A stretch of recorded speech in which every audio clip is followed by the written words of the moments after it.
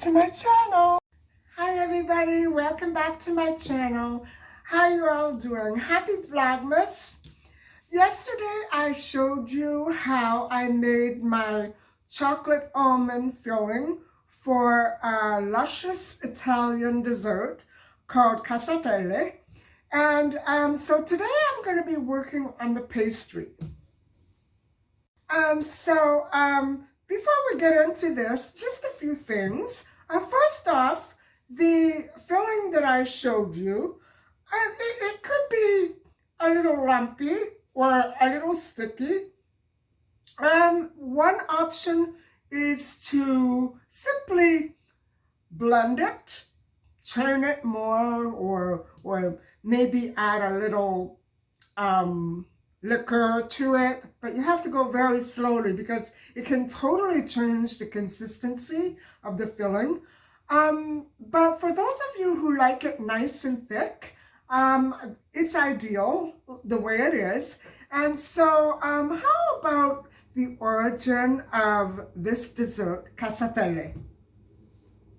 Well, it is actually quite an ancient tradition that began its historical roots even before the Catholic Church.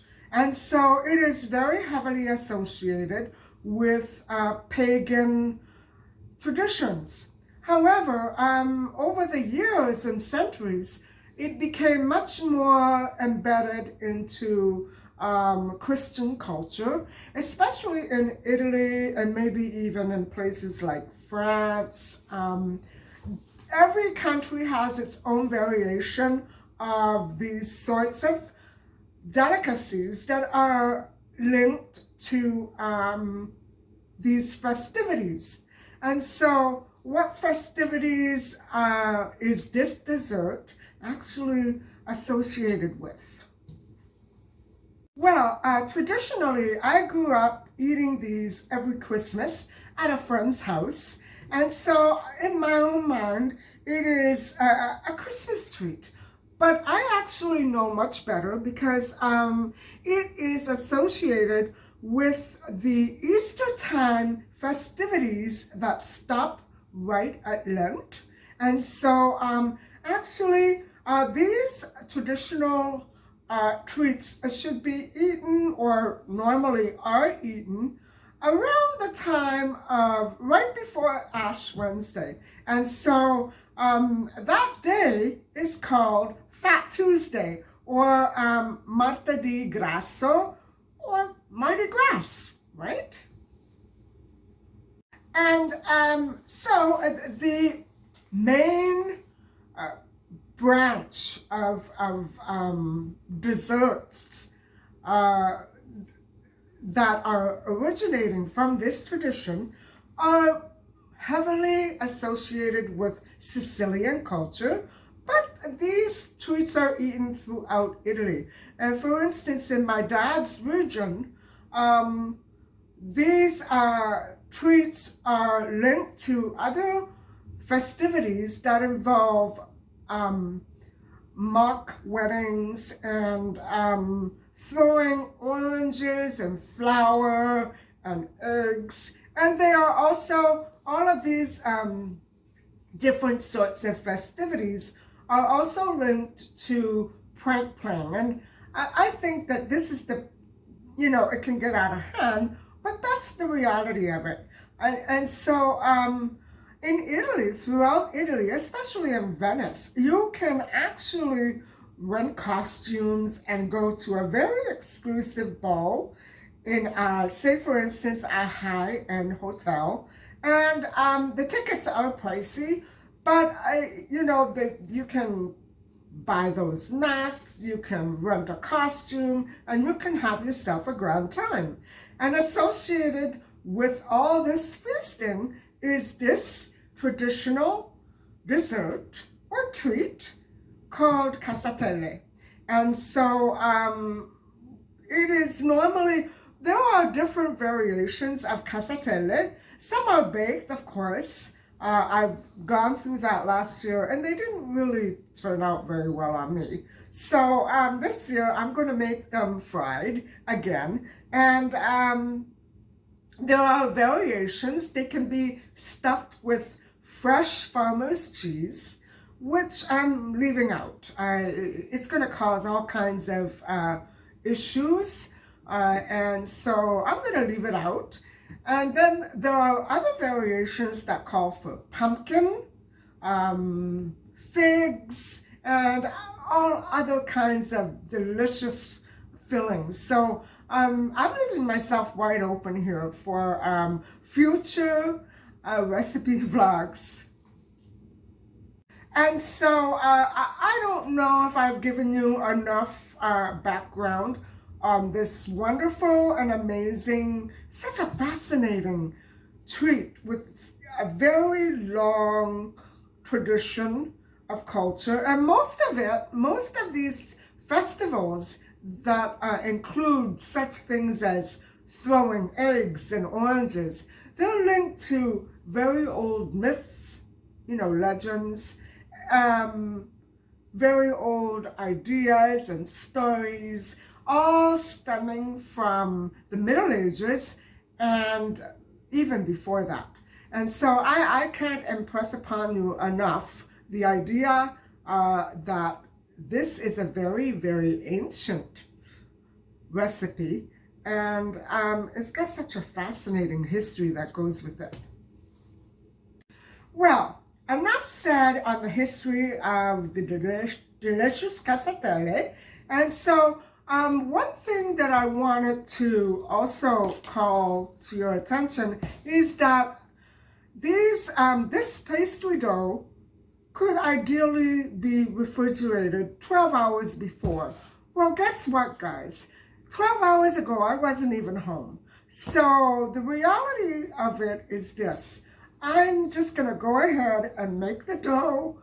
I'm going to use my gloved hands, and I'm not going to bother refrigerating it. I'll probably not bother with the pasta machine because I'm not making enough. If I were making an awful lot of them, I would bring it out, but I'm just making a small batch, and I'm hoping it goes okay. And so here are the ingredients. Again, I'm cutting everything in half, and so I'm going to be using the 1-for-1 ratio. 1 cup of flour, 1 egg, a half a cup of sugar, and about a 1/4 cup of oil, and 2 teaspoons, or in this case, 1 teaspoon of baking powder. And so that's about all there is to it.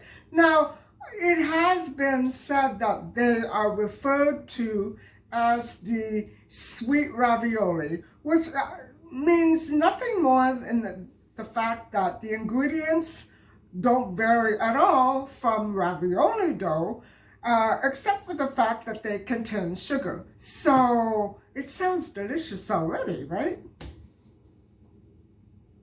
So I'm going to show you the ingredients, and one more thing is that there is a sort of special kind of recipe that goes with this, and that is the, no, it's not a decoration. It's a combination of various sugar and spices that go sprinkled on top of the cassatelle after they come out of the hot oil.